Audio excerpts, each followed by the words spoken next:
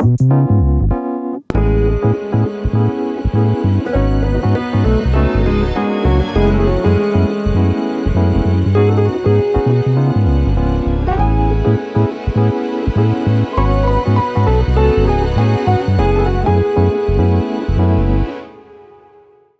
to Off Deadline. I'm Melissa Dijon-Filippo, and my guest today is Corina Vanek with the Arizona Republic. Welcome, Corina. Hi, thanks for having me. Yeah. Corina Vanek is a reporter with a decade of experience who covers development, business, and various topics for the Arizona Republic, where she has worked for 3 years. Prior to joining the Republic, she covered commercial real estate for the Phoenix Business Journal. She's a graduate of the Walter Cronkite Journalism School at Arizona State University and started her career at the Arizona Daily Sun in Flagstaff. I'm so happy to have you here. I'm excited to be here. This is fun. Really appreciate it. So we're going to jump right in. We are going deep today. Yay. I want to start first with your story. Why journalism and how did you get your start? Yeah, so I think I was kind of destined to be in journalism. My parents have these home videos of me pretending to be a TV reporter, like interviewing my brother, interviewing my cousins. So I think from a very early age, for whatever reason, I was really drawn to it. And I kind of have been on that path since then. When I was in high school, I was the editor of the yearbook, and I always just liked that I never knew what I was going to do that day, that everything was different. Got to meet a lot of interesting people. So when it came to deciding where to go to college, I was from Phoenix, so ASU was a pretty easy decision, and they had such a good journalism school. So I was at Cronkite. I got some internships at the Republic, which is where I work now, that I really enjoyed, even though they were breaking news, which is a lot of death and crime. A lot of sad stuff, yeah. So I have a little bit of a trial by fire there, but really enjoyed it. So that was kind of how I got into the industry and have been kind of kicking around ever since. That's awesome. Where did you go to high school in the Valley? I went to Ironwood High School in the Peoria district. Awesome. I was also editor of my school newspaper at Chaparral. So I know that path. We're so fortunate when we know early on in our lives, like, what we have a natural gift for, and you stay on that path pretty much the whole time. I don't think it's very common. I think that most people kind of, try a couple of different things, and I feel like for me, I was just really drawn to one spot. Yeah, that's wonderful. Well, thanks for sharing that. Yeah. Okay, now we're diving in deep. Okay. What assignment just started as another day on the job that ended up becoming a defining moment in your career? Yeah, so that was something that I would say happened to me at the Business Journal. I was looking at some public documents, which is really how I find most of my stories, and I saw something that really caught my eye. It was this big, huge land rezoning in North Phoenix, and I wrote about it, and the story got crazy page views, like more than anything else I wrote. And I was like, why are people so interested in this? And then things started kind of happening over there, and this land auction came up. Taiwan Semiconductor was in the market. We knew that they were coming, and I was like, that's where TSMC is going. So I called some sources, and I figured it out. I was right. My little hunch was right. And I was the first reporter to break that story, and kind of it led me for quite a long time to be really, really fast-paced involved with TSMC and all of the work that they were doing in Phoenix. If people are not familiar, it's the largest foreign direct investment in a development in the United States, largest in Arizona's history for sure. So it's going to be really defining in North Phoenix, and I was kind of fortunate enough to be really involved in the story in the beginning. As lately, I haven't worked on it quite so much, but that was one that was really exciting, and I'm really proud of myself for. It's real. I had no idea that you kind of were the one to figure it out and break it, probably before they wanted anyone to know. And they're making, I don't even know, billions of dollars of investment, right? I think the latest number is $120 billion. That's crazy. Yeah, so it has gone up pretty exponentially. When they announced it, it was $12 billion, and it's gone up, I guess, at least tenfold since then. Yeah, wow. It's really neat that you broke it, but also that you were able to watch it. I mean, maybe whether or not it went viral, but essentially you saw it really take off. And I guess a question for you is that really how you gauge the success of all of your stories as a print journalist or a digital journalist, is page views? Yes and no. I think that anybody who puts work into something wants to know that people are reading it and seeing it and liking it and sharing it. But not always. I think that there's kind of some internal validation that comes with a story that I liked to do, that I was proud of, kind of regardless of who read it. I think, and you're probably familiar with this too, sometimes even if a story isn't super well read numbers-wise, the right people are reading it. Yes. People who are influential. Super targeted. Right. Yep. Mm-hmm. So that can make a difference too. Yeah, absolutely. What was your, I can't believe they're paying me to do this moment that confirmed you're in the right profession? I think that happens to me like every week. I get to do I love that though. That's yeah. The one that immediately jumps to mind is the Arizona Humane Society was breaking ground on their new campus. They're over near here at Papago Park. And they had at their groundbreaking the cutest puppies, these like little Australian shepherds that like you could hold and play with. And I was like, I'm making money doing this, like playing with puppies. Right. So that's the one that immediately jumps to mind. It was so cute and so fun. Yeah. Oh, do you have a puppy at home? I don't. I'm actually a bunny person. I have 2 bunnies. So I cannot tell my children that because they're begging for one, and I'm like, no. Oh, they're really fun. We volunteered at a bunny rescue, and that was good enough for me to see. Can you share a moment when you witnessed your journalism making a tangible, positive difference in someone's life? Yeah, so that, again, was kind of recent. I was writing about this apartment complex in Scottsdale. It's actually in Tempe. It's called the Scottsdale, whatever it's called. Yeah. But it's right on the border of Tempe and Scottsdale. But the owner was planning to redevelop it. It's old, but it's big. There's a lot of people still living there. And they had kind of had this plan that would reimburse residents a certain amount for moving expenses once they were going to redevelop the building that they were in. And some residents were obviously really upset about it. You know, a lot of them have been living there a really long time. They liked where they lived.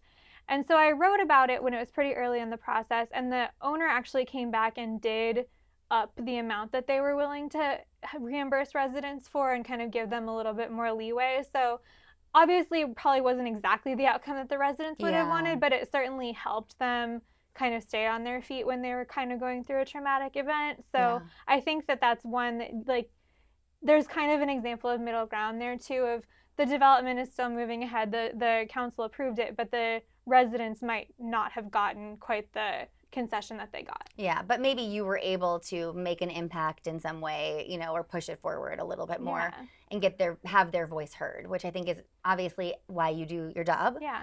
And I'm curious on that note, you write about controversy a lot. You write about development. Yeah. So in Arizona, we have so much development happening and so much change. And you and I are working on I'm working on a project right now that you're covering occasionally because it's development.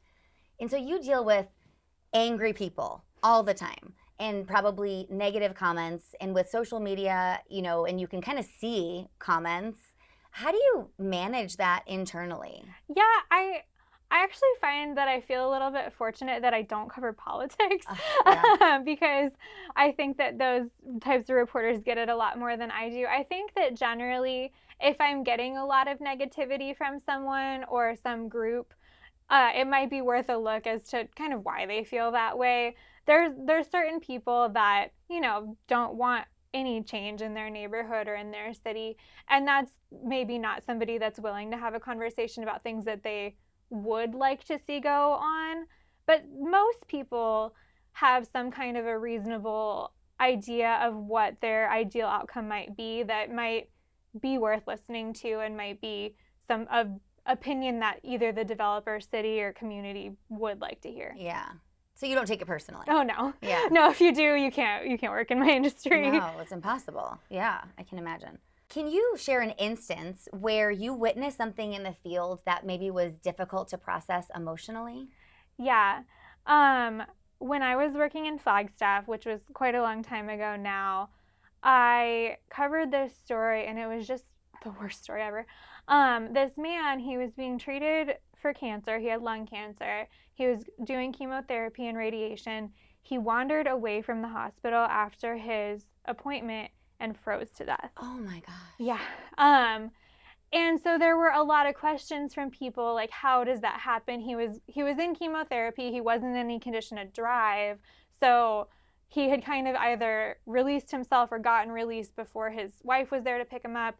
And he ended up, like I said, freezing to death that night. And there was a lot of questions about, you know, who is accountable for this? What kind of policies can be changed to prevent something horrible like this from happening? And I talked to the man's wife, I talked to his family, I talked to the hospital, the medical examiner, and really there wasn't exactly a clear answer of how that were to happen and what could have been done to prevent it. But I do know that after that, the hospital did change some policies where a person wouldn't be released unless their ride was there. There had to be signed in and signed out if they weren't in condition to drive. So unfortunately, it took a tragedy for that to happen and just the worst imaginable story. Yeah. But that one did kind of, I guess, lead to some changes as well, too. Yeah. And when you don't have to do a lot of that kind of stuff, No, I thank imagine. goodness. But maybe early in your career you did. You definitely do. And when you see those things or hear about those things, does that keep you up at night? Does it, like, is it easy for you, and I don't mean like easy like you don't care, but to like kind of realize like you can separate it? I think that you have to a little bit be able to separate it. And like you said, I don't do it quite so often now. It's not that common that I come into something that's that heart-wrenching. But I think that it's healthy to, admit that that's something terrible that's happening in the world. And unfortunately, sometimes we get a front row seat to it. But you can't dwell on it forever because, first of all, there's the next story you got to do. And then second of all, you're a human. Like, the negative news can eat you up. And I think that even in our society today, if you don't work in news, if you consume enough negative news, it can eat you up too. Yeah, oh, for sure. And like most of us get our news on social media first, right? And so it's in our feed all the time, and we have to, as consumers, learn to kind of turn it off. Yeah. But I just imagine it's a lot harder when you're the journalist. Definitely, yes. Yeah.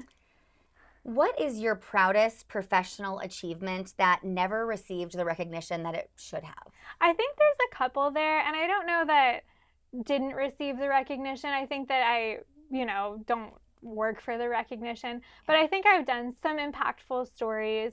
One really recently that I think did have a bit of a policy impact if it wasn't kind of going that way anyway. It's a little bit of a complicated issue, but there was a development in Scottsdale. It was the Axon headquarters. It was incredibly controversial, and there were quite a few legislative options put forward to allow that development to move forward. Again, incredibly controversial in Scottsdale. But one of the proposed bills would have eliminated the right to referendum when it comes to zoning. And there was not a lot, at least in my view, a lot of discussion on the really, really wide impacts of that based on when the bill was submitted. Okay. So I think that I wrote a really long article about how referendum is used in Arizona when it comes to development. Again, it's super in the weeds story. But educational, yes, right? So people could actually grasp like what it meant. Okay. Yeah, so I do think that the bill ended up not moving forward. So, and I do think that shedding some light on that issue maybe did kind of push it in that way. Again, if it wasn't already going that way. Yeah. So that was a recent one. Super complicated story. If anybody wants to read it, go wild. But yeah, that is, and that's really interesting to me because I highly doubt, maybe I'm wrong, that your editor was like, go write a story on how referendums work, right? Or did they? No, they didn't. It was a trend that I had noticed, and it was something that's come up a lot in zoning recently. The city of Glendale actually just had a referendum election over a zoning case. So it was something that I had noticed was a trend, and it kind of got really pushed into the forefront with this bill proposed in the legislature. So it was, exciting time for me as a development nerd, but maybe not the reader's favorite thing to read. Yeah, but I think that's good to note because I don't think consumers think about the fact that like you're not just waiting for something to happen and covering that. You're out thinking about what do humans need to know that they don't already know, right? And that's a whole different way of looking at like journalism, I think. Yeah. So thanks for sharing that.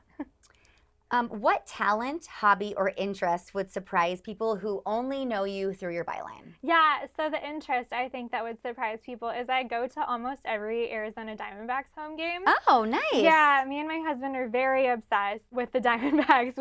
We've had season tickets the last 3 years, and we hardly ever miss a game. Oh, that's awesome. And there's a million games. Yes. Literally. Like, it's a commitment. It is a commitment. I love baseball too, though, so I get it. I like the vibe more than maybe the game, but that's a fun hobby. We're crazy people, and we can tell you like all the stats, all the wow. So that's the one that I think would surprise people. I love that. Any other, like you said, you have bunnies. Yes. What else do people would they maybe be surprised, about you? Yeah, I don't think anybody that knows me well would be surprised about bunnies. If my purse were to be turned around, there's bunnies on the other side of it.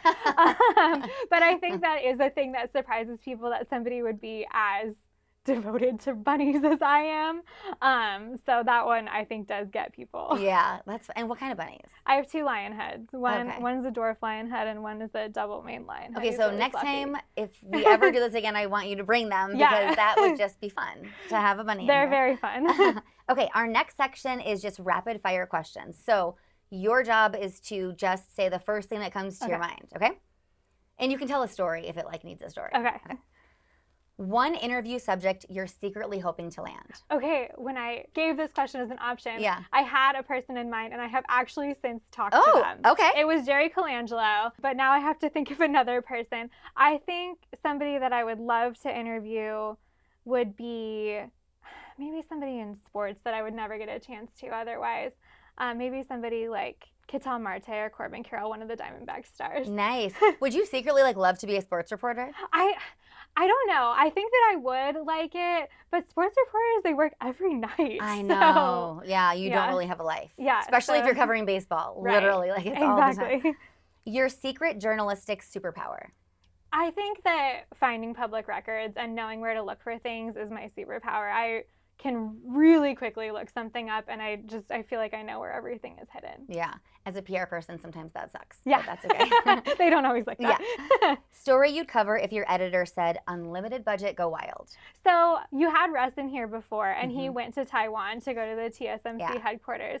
So I think I would want to do something like that. I think it would be looking at an international business in Phoenix. He already took Taiwan. Yeah. But something to that extent, somebody that's really impactful here that does business out of the country. Awesome. Love it. What's the weirdest thing you've ever expensed on the job? The weirdest thing I've expensed. Well, we didn't expense it, but my coworker and I, Sean Raimundo, he does cover the city of Phoenix and Scottsdale now. But we were in the far West Valley for this really felt like a trip, interview in Whitman. And his car battery died while we were out there. And so the whole time we were joking that we were going to expense his new car battery. We did not. Sorry, Gannett. Yeah. But but we wanted to. Yeah, no, that is a hike. Jeez Louise. What's one piece of advice you'd give to someone just starting in journalism today? The best advice that was ever given to me is it's always, always better to sound stupid to your sources than it is to your readers. If you don't understand something, ask the question. They will appreciate it, and they will generally be very happy to clarify it. But if you pretend that you knew it and you get it wrong, that's much more of an issue. Oh, so true. And so important for younger people to understand, there's no bad questions. Right. There are no bad questions. Much better. And if it is a stupid question, that's okay. Only one person heard you ask it versus all of your readers. Yeah. I so appreciate you being here today, Corina. Thank you. Yeah, this has been really fun. Thank you for inviting me. You're so welcome.